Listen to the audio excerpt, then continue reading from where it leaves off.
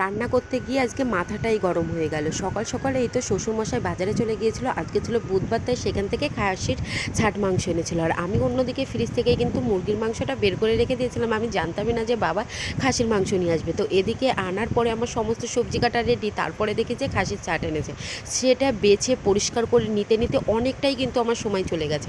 আবারও চলেছিলাম ছোট্ট একটা মিনি ব্লগ নিয়ে, কারণ তোরা মিনি ব্লগগুলো দেখতে ভীষণ ভালোবাসে। তো যাই হোক, এনেই যতক্ষণ ফেলেছে রান্না তো করতেই হবে, তাই মাংসটা আমি তুলে রেখে দিয়েছি পোলট্রি, আর অন্যদিকে খাসির ছাড়টাই কিন্তু রান্না করে নিচ্ছি।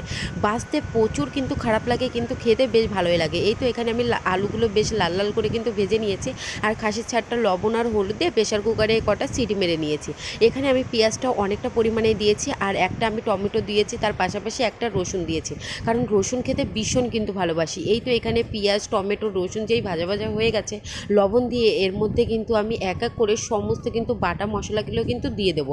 এই তো এখানে আমি বাটা মশলাগুলো দিয়ে বেশ ভালো করে কিন্তু পেঁয়াজটার সঙ্গে কিন্তু ভাজা ভাজা করে নিলাম।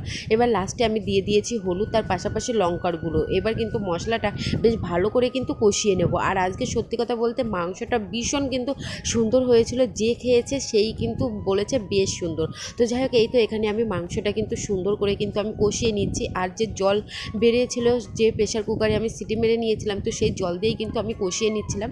আর ঝোলের জলটাও কিন্তু আমি ওটাই অ্যাড করেছি। তো খেতে কিন্তু ভীষণ কিন্তু সুন্দর লেগেছিল। যারা যারা এখনও খাওনি অবশ্যই কিন্তু ট্রাই করে কিন্তু দেখতে পারো। এই তো অলমোস্ট কিন্তু আমার রান্না কিন্তু কমপ্লিট হয়ে গেছে, পুরোপুরি রান্নাটা দেখাতে পারলাম না। আর এদিকে দেখো আমার হাজব্যান্ডও কিন্তু দুপুরবেলা খেতে চলে এসেছে। সকলেই একসঙ্গে বসে খাওয়ার মজাটাই কিন্তু আলাদা। ভিডিওটি কেমন লাগলো অবশ্যই জানিও।